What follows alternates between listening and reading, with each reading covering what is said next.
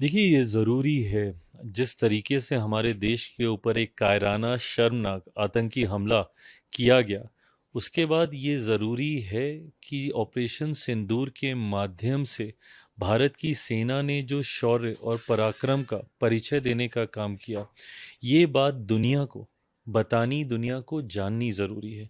उसके लिए जिस तरीके से सांसदों का ये प्रतिनिधिमंडल तैयार किया गया, जो विदेशों के अलग-अलग देशों में जाकर भारत का पक्ष रखने का काम करेगा, ऐसे में सही तस्वीर दुनिया के सामने आनी ज़रूरी है कि किस तरीके से हमारे सैनिकों ने बिना किसी सिविलियंस को नुकसान पहुंचाए, बिना किसी तरीके से उनके ऊपर किसी भी तरीके का अटैक किए, सिर्फ उन आतंकी अड्डों को ध्वस्त करने का काम किया, जिसको हमारा पड़ोसी देश लंबे समय से पालने पोसने का काम करता था।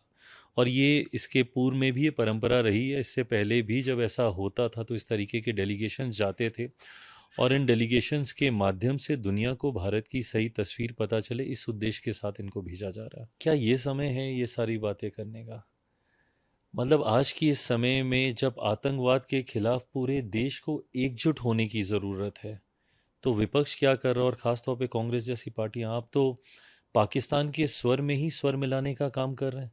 जो सवाल वो पूछ रहे हैं वही सवाल तो आप भी पूछ रहे हैं हमारी सरकार से। क्या आपको लगता है कि ये समय कर लीजिएगा ना, जितनी राजनीति करनी है? थोड़ा समय तो बीत जाने दीजिए। आज जो पार्लियामेंट्री डेलीगेशन गया है उसमें कोई किसी पार्टी को रिप्रेजेंट नहीं कर रहा है, वो देश को रिप्रेजेंट कर रहे हो, भारत को रिप्रेजेंट करने की सोच के साथ गए हैं। ऐसे में दुनिया के सामने आप भारत को रिप्रेजेंट कीजिएगा और यहाँ पे आप इस तरीके के सवाल उठाइएगा। पूछ लीजिएगा ना जितनी जानकारी आपको चाहिए। कहाँ कोई भागा जा रहा है? भाई ये सरकार, ये प्रधानमंत्री 2029 चुनाव तक तो हैं ही सारी चीज़ें, व्यवस्था ऐसे ही। इस दौरान पूछ लीजिएगा आपको जितने सवाल पूछने हैं।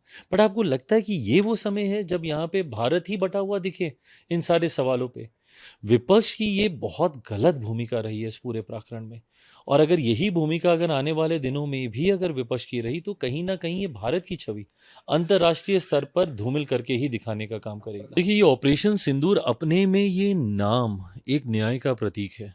जिस तरीके से इस आतंकी हमले में हमारी कई बहनों ने अपने सुहाग को खोने का काम किया, उन्होंने अपने पति को खोने का काम किया, ऐसे में इस नाम से ही इस ऑपरेशन का नाम रखना, ये अपने में भावनात्मक न्याय दिलाने का काम करता है। एक इमोशनल जस्टिस आपको मिलता है।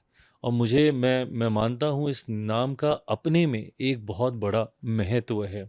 और जिस तरीके से आज प्रधानमंत्री जी ने कड़े शब्दों में पुनः अपनी बातों को रखने का काम किया, ये उनके उस दृढ़ निश्चय को दिखाता है। और ये वही दृढ़ निश्चय है जिसका संकल्प उन्होंने मेरे ही बिहार की धरती से लिया था, मधुबनी में जब वो आए थे। और उस वक्त भी उन्होंने स्पष्ट तौर पे कहा था कि कल्पना से परे जवाब दिया जाएगा। और मुझे लगता है उसी तरीके का जवाब भारत और भारतीय सेना के द्वारा दिया गया। मेरे मुख्यमंत्री इस बात को अच्छी तरीके से जानते हैं कि मैं बिहार और बिहारियों के लिए ही राजनीति में आया हूँ।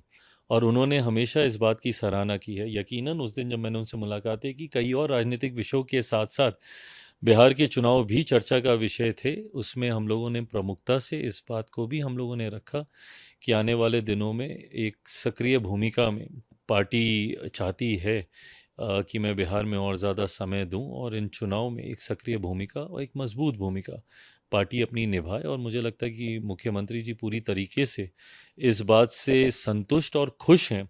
और वो चाहते हैं कि पार्टी की एक अहम भूमिका आने वाले दिनों में विधानसभा के चुनाव में हो, जिसका यकीनन लाभ पूरे गठबंधन को मिलेगा।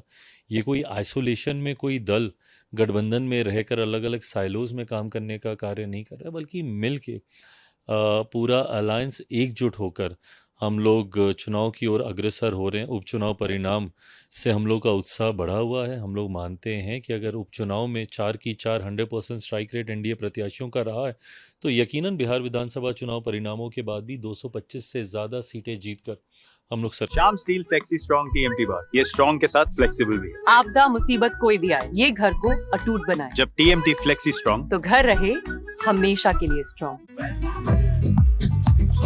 ये स्टाइल का मामला है, फ्रंट लाइन।